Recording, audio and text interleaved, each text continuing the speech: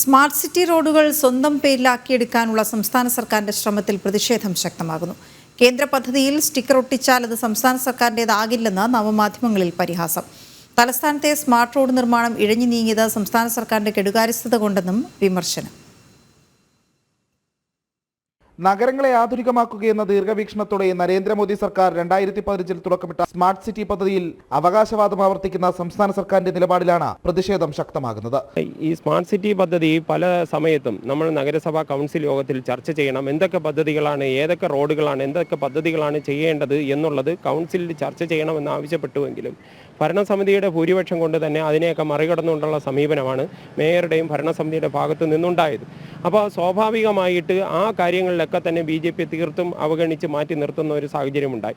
അതുകൊണ്ട് തന്നെ ഈ കേന്ദ്ര സർക്കാരിൻ്റെ നമ്മൾ പലപ്പോഴും കാണാറുണ്ട്, ഇതിലിപ്പോൾ സ്മാർട്ട് സിറ്റിയുടെ ലോഗോ അവർക്ക് പ്രദർശിപ്പിക്കാതിരിക്കാൻ കഴിയില്ല. കാരണം ഇല്ലെങ്കിൽ ഈ ഫണ്ടിനെയൊക്കെ തന്നെ യൂട്ടിലിറ്റി സർട്ടിഫിക്കറ്റിൻ്റെ സമയത്ത് ചോദ്യം ചെയ്യപ്പെടുന്ന സാഹചര്യമുണ്ടാകും. അപ്പോൾ സ്മാർട്ട് സിറ്റിയുടെ ലോഗോയുണ്ട്, അത് കേന്ദ്ര സർക്കാർ പദ്ധതിയാണെന്ന് പൊതുജനങ്ങൾക്കറിയാം. പക്ഷേ കേന്ദ്ര സർക്കാർ പദ്ധതിയായിട്ടുള്ള സ്മാർട്ട് സിറ്റി എന്ന് പരാമർശിക്കാത്തത് മനഃപൂർവ്വമായിട്ടുള്ള BJPക്ക് കിട്ടാൻ പോകുന്ന ഒരു രാഷ്ട്രീയപരമായിട്ടുള്ള ഒരു മേൽക്കൈക്ക് അല്ലെങ്കിൽ നേട്ടത്തിന് അല്ലെങ്കിൽ അതിൽ നിന്ന് ലഭിക്കാവുന്ന ഒരു അംഗീകാരത്തിനെ തട്ടിത്തെറിപ്പിക്കാൻ വേണ്ടിയിട്ട് കേരള സർക്കാരും അതോടൊപ്പം തന്നെ തിരുവനന്തപുരം നഗരസഭയും ചെയ്തിട്ടുള്ള ഒരു പ്രവൃത്തിയാണിത്.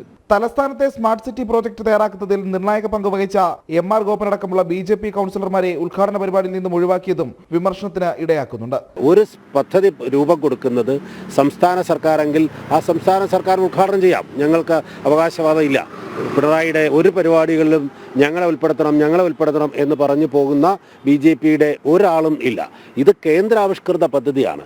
സ്മാർട്ട് സിറ്റി എന്ന് പറയുന്നത് ഇന്ത്യയുടെ എല്ലാ സംസ്ഥാനത്തും നടക്കുന്നതാണ്. അപ്പോൾ തലസ്ഥാനത്ത് നടക്കുന്ന ഈ പദ്ധതിയുടെ കേന്ദ്രാവിഷ്കൃത പദ്ധതി ആയതുകൊണ്ട് തന്നെ കേന്ദ്രമന്ത്രിമാരോ മന്ത്രിസഭയിലെ അംഗങ്ങളോ അല്ലെങ്കിൽ ഉദ്യോഗസ്ഥ മേധാവികളോ ആ പരിപാടിയിൽ ക്ഷണിക്കാമായിരുന്നില്ലേ എന്നാണ് തിരുവനന്തപുരം നിവാസികൾക്ക് വേണ്ടിയിട്ട് ജനപ്രതിനിധികളായിട്ടുള്ള കൗൺസിലർമാർ ഇന്നലെ അവിടേക്ക് ഒരു മാർച്ച് വയ്ക്കാനുള്ള സാഹചര്യം ഉണ്ടായത്. തിരുവനന്തപുരത്ത് 40 റോഡുകളാണ് സ്മാർട്ട് റോഡുകളായി വികസിപ്പിക്കാൻ കണ്ടെത്തിയിരുന്നത്. എന്നാൽ പദ്ധതി നിർവഹണത്തിലെ സംസ്ഥാന സർക്കാരിന്റെ മെല്ലെപ്പോക്ക് കാരണം പൂർത്തീകരിക്കാനായത് 12 പദ്ധതികൾ മാത്രം. നേരത്തെ സ്മാർട്ട് റോഡുകളുടെ നിർമ്മാണ പ്രവർത്തനങ്ങൾ വൈകുന്നത് മൂലമുണ്ടായ ഗതാഗതക്കുരുക്കും വെള്ളക്കെട്ടും സൃഷ്ടിച്ച അപകടങ്ങൾ വലിയ ചർച്ചയായിരുന്നു. റോഡ് നിർമ്മാണത്തിൽ വലിയ കാലതാമസം വരുത്തിയ ശേഷം റോഡിന് അന്തിമരൂപമായപ്പോൾ അവകാശവാദവുമായി വരുന്ന സംസ്ഥാന സർക്കാരിന്റെ നിലപാടുകൾക്കെതിരെ നവമാധ്യമങ്ങളിലും വിമർശനം ശക്തമാവുകയാണ്. കേന്ദ്ര പദ്ധതിക്ക് സ്റ്റിക്കർ ഒട്ടിച്ചാൽ അത് സംസ്ഥാന സർക്കാരിന്റേതാകില്ലെന്നാണ് നവമാധ്യമങ്ങളിലെ പരിഹാസം.